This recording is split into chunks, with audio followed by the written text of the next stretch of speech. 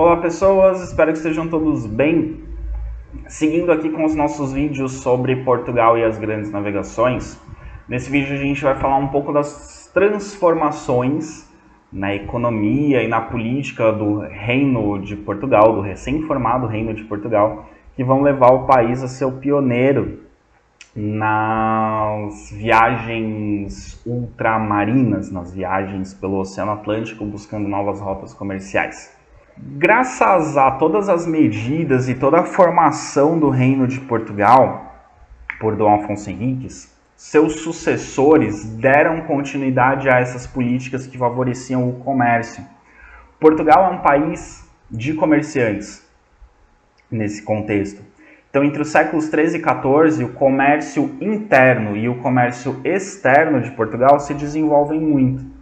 Vamos lembrar que esse contexto aí, séculos 13 e 14, final da Idade Média, é o contexto de crescimento das feiras por toda a Europa.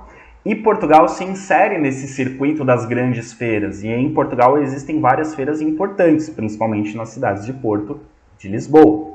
Muitas dessas feiras foram criadas pelo próprio rei em Portugal, com o objetivo de lucrar com os tributos. Os comerciantes que vinham de diferentes lugares do mundo para essas feiras em Portugal tinham que pagar taxas para participar dessas feiras. E o comércio, a comercialização de produtos também tinha que pagar taxas sobre as vendas, sobre os lucros, enfim. Então, com o objetivo de arrecadar riquezas através dessas taxas, o rei de Portugal incentivava a criação de novas feiras e ele próprio criava novas feiras. Nessas feiras eram vendidos produtos de vários tipos, como produtos agrícolas, pecuária, artesanato, produtos feitos em Portugal e produtos vindos de outros lugares, trazidos pelos comerciantes portugueses de outras regiões do mundo ou também por comerciantes de outros lugares. Então ali em Portugal haviam essas feiras com produtos de vários lugares do mundo, atraindo comerciantes de diferentes partes, ou com o objetivo de vender seus produtos lá em Portugal, ou com o objetivo de comprar esses produtos das feiras e levar a outras regiões da Europa. Além disso, a posição de Portugal favorecia as atividades marítimas. Daqui a pouco a gente vai olhar o mapa de Portugal, vocês vão ver que Portugal está praticamente virado para o Oceano Atlântico. Portugal é uma faixa de terra virada para o Oceano Atlântico. Então Portugal é um país destinado pela sua própria geografia a buscar o oceano, porque Portugal de um lado tem o oceano, do outro lado tem, nesse momento, os reinos de Leão e Castela, que não gostavam muito de Portugal porque queriam Portugal de volta. Então, ou ia para o reino de Leão e Castela, ou ia para o oceano. Ainda hoje é assim, Portugal de um lado tem o oceano, do outro lado tem a Espanha. Ou você vai para o mar ou você vai para a Espanha, estando em Portugal. Não tem outro caminho. Então, a posição geográfica de Portugal facilitava essas viagens marítimas.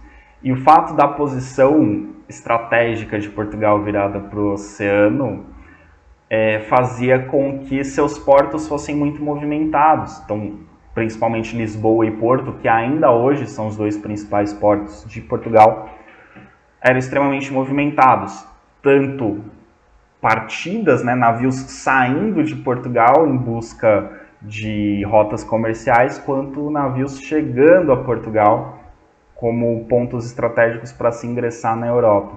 O fato de você ter um comércio muito próspero e um estímulo, e uma vocação, digamos, uma posição privilegiada para o comércio marítimo, fez com que os portugueses melhorassem muito a construção naval. Os portugueses passaram a se especializar na construção de navios, e os navios portugueses foram se tornando cada vez melhores ao longo do final da Idade Média.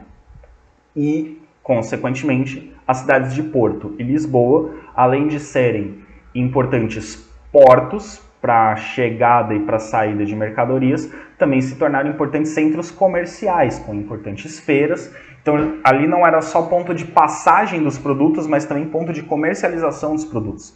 Então, a gente tem a formação de um país que, no final da Idade Média, já é um país de comerciantes. Ou seja, é um país que tem uma burguesia forte e é um país que privilegia o comércio como principal atividade econômica. Então, aqui a gente tem já esse mapa mostrando Portugal completo.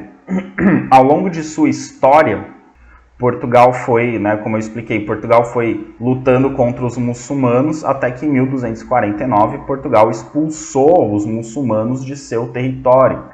Então Portugal se livrou dos muçulmanos muito antes dos reinos de Castela e Leão, que a gente vai ver só no século XV os reinos de Castela e Leão vão derrotar os muçulmanos, vão expulsar os muçulmanos da Península Ibérica.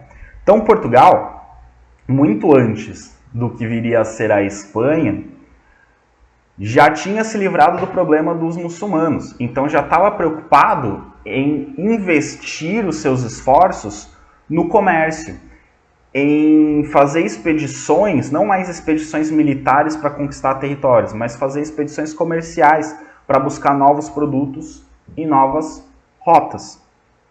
Então, o fato de Portugal ter relativamente cedo derrotado os muçulmanos, expulsado os muçulmanos de seu território, fez com que eles pudessem se dedicar a outras atividades, sobretudo as atividades econômicas. Pois bem, nesse contexto, a sociedade portuguesa se desenvolve de forma um pouco diferente do que estava se desenvolvendo o restante da Europa. Tudo bem, no final da Idade Média a burguesia está crescendo na Europa toda, mas em Portugal esse crescimento da burguesia ele é um pouco mais chamativo. Os burgueses portugueses já viviam luxuosamente e muitos deles administravam cidades. Então a burguesia em Portugal já tinha um certo poder político, já tinha uma relação maior com o poder, já tinha uma influência ali no governo semelhante à dos nobres. Então a burguesia em Portugal era muito mais forte do que na maioria dos outros países da Europa. Em contrapartida, os nobres portugueses estavam empobrecendo. Esse processo de crescimento da burguesia e empobrecimento da nobreza tem na Europa inteira, mas em Portugal esse processo já estava um pouco mais adiantado. A burguesia já estava mais forte do que em outros lugares da Europa e a nobreza já estava mais fraca do que em outros lugares da Europa. E os nobres estavam cada vez mais empobrecidos e endividados porque a economia portuguesa não estava mais privilegiando tanto o modelo feudal de produção agrícola. A economia portuguesa estava privilegiando mais o comércio. Então os nobres já não estavam gerando tanta riqueza quanto antes. Só que os gastos dos nobres continuavam altos, porque o nobre ele precisa manter a aparência de nobre. Ele precisa comprar armas, ele precisa comprar joias, ele precisa comprar roupas luxuosas, ele precisa ter móveis caros no seu palácio, no seu castelo. Então os gastos dos nobres eram muito altos. Então eles gastavam muito para mostrar a sua posição, para mostrar o seu prestígio, e em contrapartida estavam cada vez mais pobres.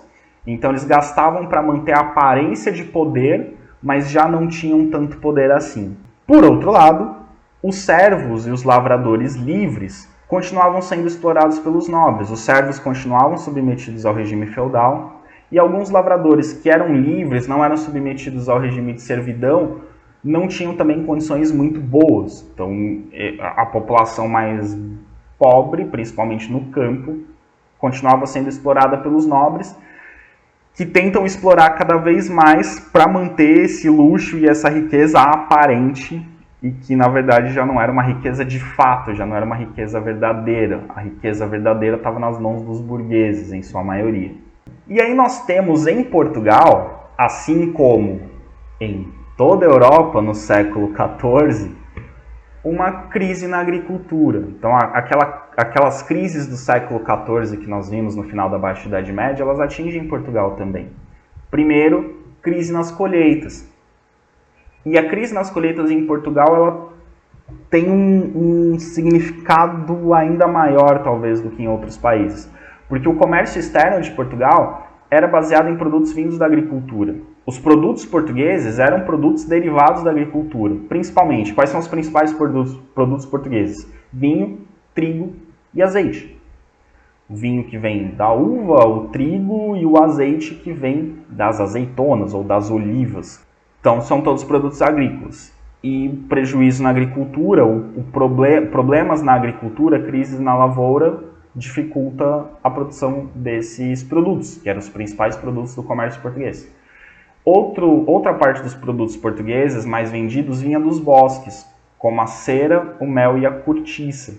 E a crise na agricultura em Portugal, ela tem a ver com tem as mesmas causas da crise na agricultura no restante da Europa. A maior parte da população de camponeses incentivava os filhos a aprenderem ofícios na cidade, a se tornarem aprendizes nas cidades, aprendizes de ofícios, porque nas cidades eles teriam sendo mestres de ofício, eles teriam uma condição de vida melhor do que sendo camponeses. Então os camponeses incentivavam seus filhos a ir para a cidade, a estudar, a ir para as escolas, a aprenderem ofícios, para não viverem como servos explorados dentro dos feudos.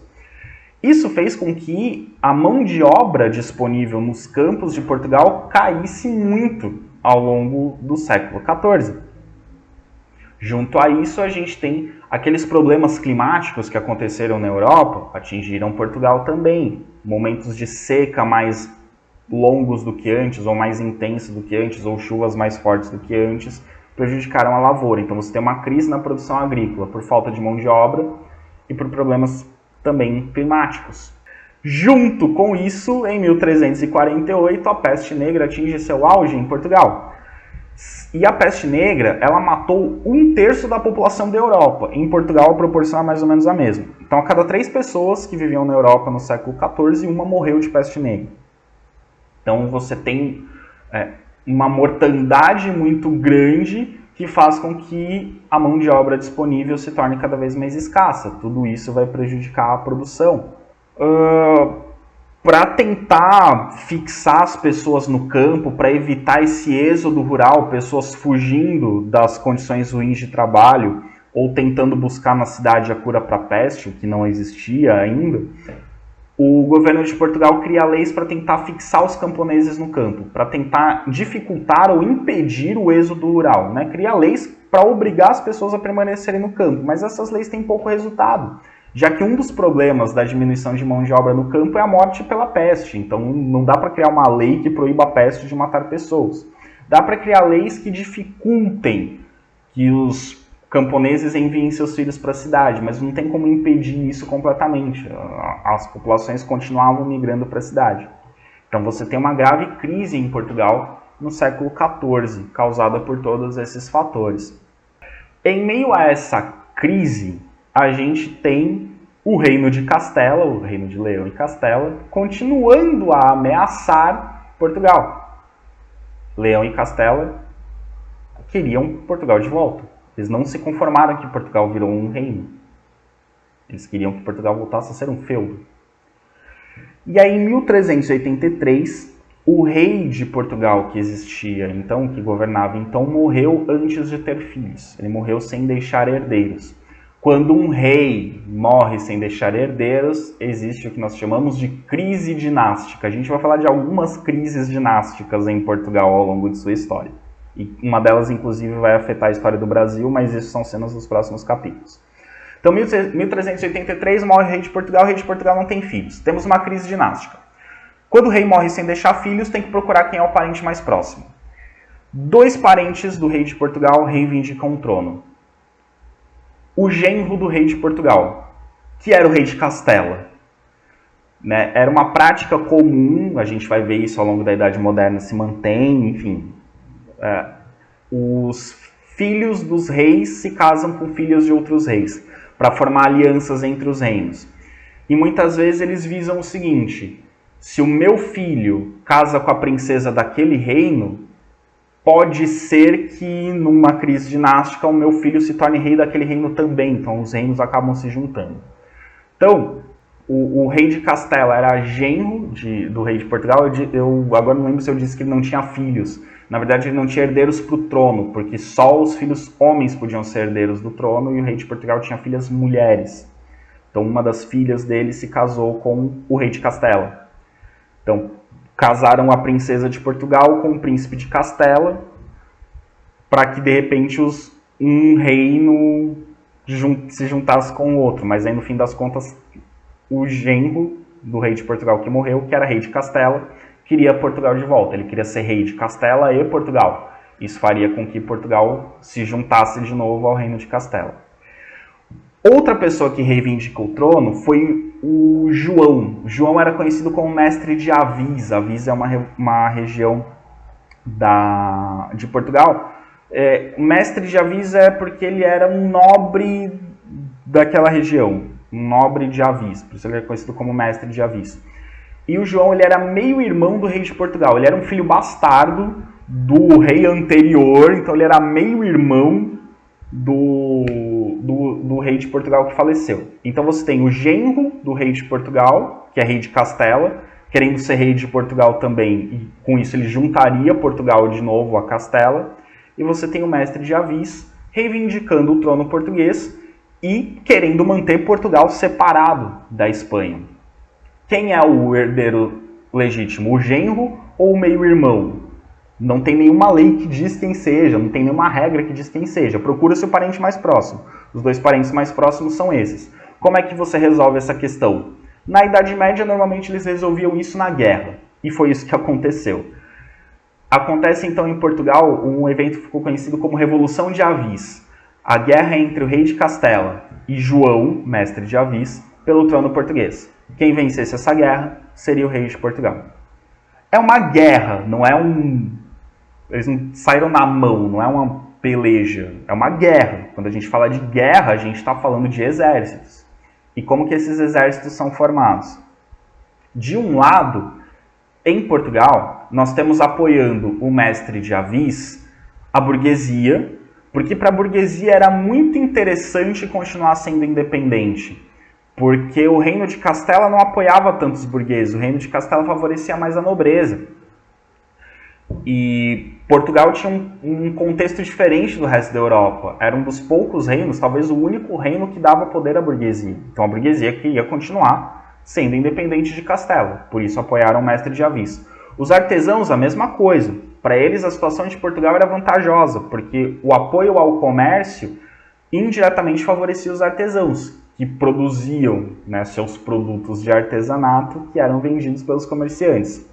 Alguns nobres apoiaram o mestre de Avis, porque alguns nobres viram na possibilidade de apoiar o novo rei conseguir alguns benefícios.